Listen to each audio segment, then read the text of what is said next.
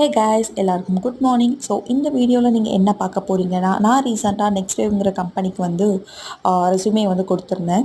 And நான் இப்போது வந்து அங்கே இன்டர்னாக ஒர்க் பண்ணிகிட்ருக்கேன். ஸோ நான் என்ன ரோலுக்கு வந்து ஷார்ட் லிஸ்ட் ஆகியிருந்தேன் அப்படின்னு பார்த்தீங்கன்னா, பிஸ்னஸ் டெவலப்மெண்ட் அசோசியேட். ஸோ பேசிக்காக ஃப்ளோரில் என்ன சொல்லுவாங்க அப்படின்னு பார்த்தீங்கன்னா சிஜிஇன்னு சொல்லுவாங்க.